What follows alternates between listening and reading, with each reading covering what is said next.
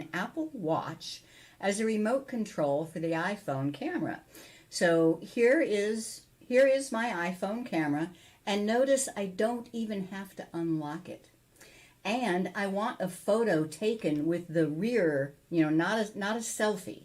So I'm going to set it on its little stand here, and I'm going to ask Jim to set it down on the table in a way that it can see the two of us and our computer screens. Okay, I can do this maybe without hurting anything. Then you're going to be looking at my Apple Watch.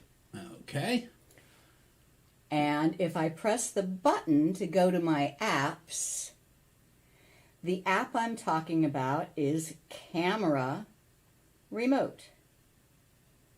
And as I said, I did not even have to unlock the phone. And look at that. You can see on my watch what my iPhone's camera is seeing. And then I can tap this button for 3 seconds, which will give us time to look at the camera and smile.